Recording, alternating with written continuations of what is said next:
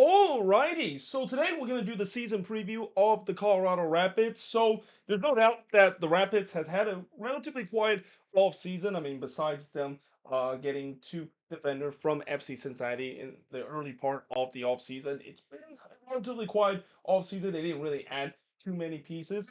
In some way, they don't really need to because most of this team and most of the overhaul happened last season. They also added a couple of pieces in the summer transfer window, and really the only thing that they need to add heading into this offseason is improve that defense. And as I said, they signed those two Cincinnati defender that I'll talk about in just a bit. That maybe is enough in terms of getting this team back to once again making the playoffs and maybe even win a playoff series as well. But that being said, last season they finished 15-5-14 and finished with 50 points. They had an incredible regular season, at least the first two-thirds of it, and then they kind of ran out of gas and ran out of a little bit of that magic under Chris Armas.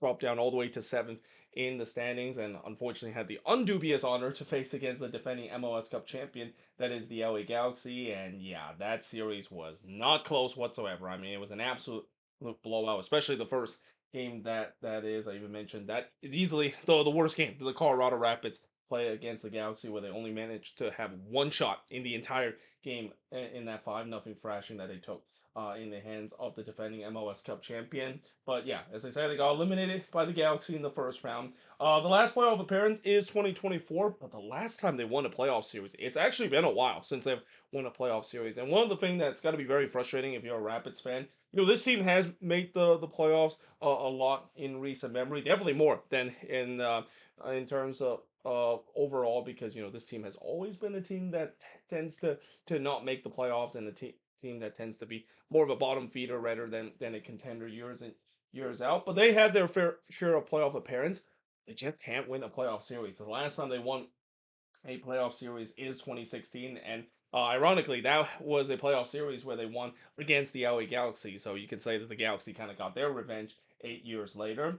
Now, the head coach of this team is Chris Armas. He's been there since 2024. Of course, he took over this team last year. There was a lot of skepticism when he took over, but it turns out that he pretty much did a Ben Olsen kind of job where he proved a lot of doubters wrong and really got this team to not only improve drastically, but also making the playoffs and be a very fun soccer team to watch as well. Now, their GM is Pedro Smith. He's been there since 2014. He's actually the president of this team as well. He was the sporting director for a while now, but he promoted himself, or at least the club promoted him, and that he still is the guy that makes the signings for this team overall. And it's kind of hard to believe that he's been there for a decade now, and he's seen a lot that has changed with this Rapids team, with the goods and also the bad time that this Rapids team has. But it seems like the front office are have very good faith in him, and that when you've been with a club in a certain amount of time, obviously that loyalty will definitely help you not get yourself potentially in the hot seat and potentially get fired relatively soon. And that's kind of the case with Pedro Smith, even though he has had some good signings and also had some pretty bad signing in recent memory. The Rapids front office feels like he's the man to continue to lead this team. And again, been here for a decade, one of the longest tenure GM in this league as well. Now, looking at the transfer that they made, so as I mentioned, they really got their signing done this offseason relatively early. They got those two defender from Cincinnati in Chidozu Awaziam and Ian Murphy. They also picked up Alice Harris in the super draft, and then get Cole brother Sam Bassett to join the team as a homegrown, and they also re-signed Michael Edwards. Now, in terms of player that no longer on this team, you got Lawless Abubakar, which his option was declined, and it's kind of sad to see that he eventually move on from the Rapids. Consider he's been there for a long time now, and well, he was not expected to be kind of the starting option last season for the Rapids after Moses Bombito was sold off for a huge amount of money. He did play his fair share of it, but clearly not a guy that you would say that is the future for this team is in the defensive area. I mean, one of the things I think that kind of led to the downfall of the Rapids late in the season was their defense pretty much was very unstable and started giving up goals at will, and that they really missed Moses Bombito when they did sell him for a big amount of money in the summer transfer window. They also declined the option of Sebastian Anderson and also Ethan Butcher. They also declined the option of Remy Cabral and Jonathan Lewis, they actually elected to not bring back. I'm kind of surprised by that because, I know Jonathan Lewis has been kind of a bit of an outcast for the Rapids, but, in his limited minutes, he actually did relatively well, and I thought he was going to be back for another season, or at least them renew him a new contract to use more of a depth piece, but nope, they decided to let him walk. Yeah, Spur Lawson no longer with this team. Remember, he was the first pick in the expansion draft for San Diego FC. Then they also transferred Miguel Navarro to Talares, and then also transferred Nate Jones to the Las Vegas Lights. Now, looking at the first 5 games of the season, they start off on the road against St. Louis City before returning home for their home opener against FC Dallas. Then they go on the road to play against Austin before going on the road play against the San Jose Earthquakes, and then they return home to play against the Portland Timbers. So there's no doubt that the schedule is kind of favorable. I mean, there are definitely teams out there that you could say that have really improved. I mean, teams like St. Louis, Austin, and the Quakes. They are a much improved team and maybe be a little bit different compared to what we saw last season when those 3 teams I mentioned all of them miss out on the playoffs. But in terms of early season, and you're gonna assume that with these team, even with the big signing that they have, maybe these team might get off to a bit of a slow start to try to integrate their team. So it's better for the Rapids to face these potential good team early when they're still trying to integrate these new signing into the squad in a competitive manner compared to later in the season. Now, looking at the last 5 games of the season, they play against the Houston Dynamo at home before going on the road to play against FC Dallas. Then they return home to play against Minnesota before they have the Rocky Mountain Cup against Real Salt Lake on the road. And then for their decision day game, it's going to be against LAFC. And again, when it comes to decision day game, it feels like the league has really recycled some of these decision day games a couple years ago, because I swear some of these matchup on decision day aren't literally the same matchup we saw a couple years ago. And I remember when the Rapids play against LAFC on decision day, and it's a memorable one too because they won 5-2 in that game against LAFC and actually finished in first in the Western Conference, and it's the first time in their club history of them winning the Western Conference in the regular season and finish at the top of the Western Conference. Now, looking at the strength of this team, it's got to be the attack. I mean, we know this attack is very lethal and very fun to watch, and that's what happened when you have the likes of Calvin Harris, Georgian Mihailovic, and even Rafael Navarro, who last season, there was a lot of skepticism whether or not if he's not just a penalty merchant, because most of the goal that he scored has been from the spot, but he kind of proved to us last year that he was not a penalty merchant, and eventually they were so convinced that he was the guy, they bought him outright, and he is going to be one of, I think, one of the more underrated number 9 in the league. A lot of people don't talk about how good he is, and especially with him with that partnership with Mihailovic.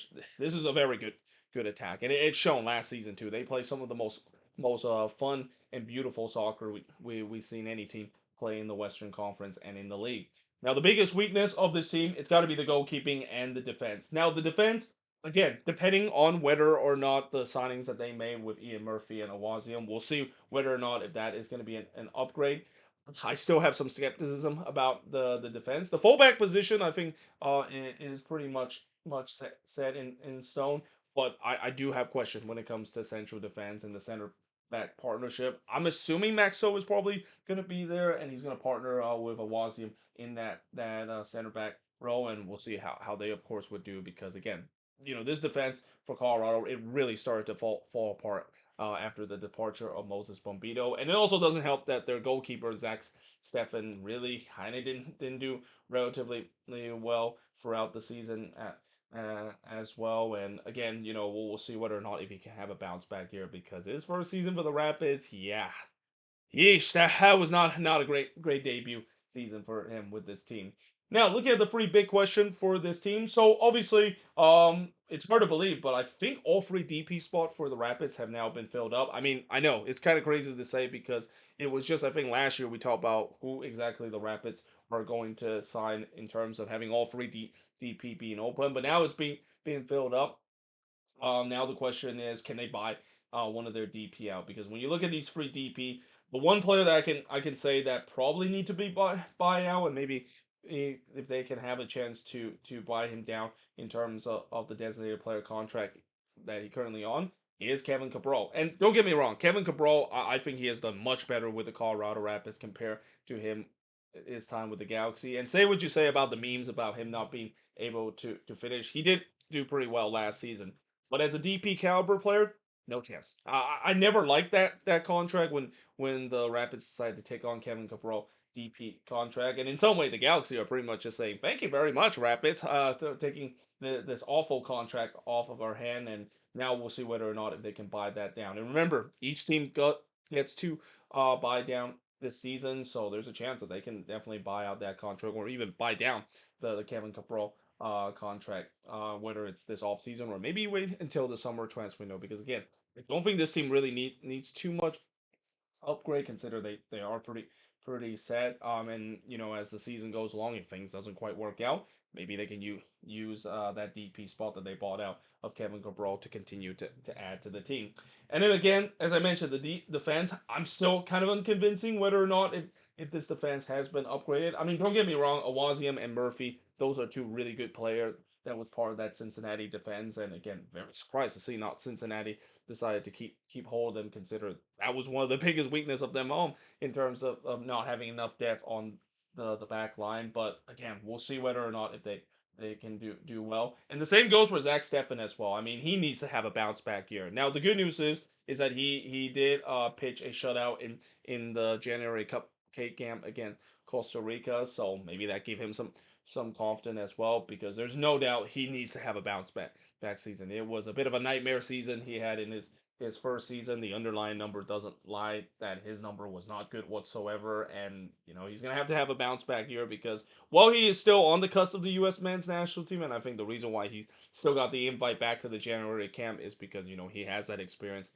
with the national team. He's not gonna get a lot of those experience left if he keep playing the way that he is in league play, which again last season he was very underwhelming to a point where I would say it was just a disastrous debut season that he has. So the expectation of this team, obviously making the playoffs again, is definitely one of the expectation. But I think overall, I'm pretty sure Rapids fans want this team to win a playoff series. And again, it's got to be frustrating. Like I said over the year that I've seen some Rapids team that are very good, and also teams that are kind of underdog kind of team, and yet they still aren't able to win a playoff series. It's almost like they're being cursed of not winning a playoff series since 2016. Will that curse finally end this year? And one way that will definitely help their cause in terms of winning playoff series, get themselves home field advantage. We know that this team is a very good team at home, and historically, playing against the Rapids on the road, it's always tough because of the altitude. But with how good their quality is, last at least what we saw last year, and how good their home form is, they need to continue that. But most importantly, win some road games as well. That was kind of the one of the thing that they lacked last season, and we'll see whether or not if they can fix that, because if you are able to get the home points and you're able to get road points as well, there's a good chance you can finish yourself up in the top four spot. And if you remember, this team did spend themselves in the top four spot for majority of last season. And again, this team probably could have had home field playoff advantage if they actually didn't collapse late in the season like they did to drop all the way down to 7 in the standings. But there you have it. That is pretty much it for the Colorado Rapids in terms of the season preview. As always, let me know in the comments below what do you think of this season preview. And if you're a Rapids fan, what do you think is the strength, the weakness, and the three big question heading into this season for this team? But until then, hope you guys enjoyed this video, and I will see you guys next time.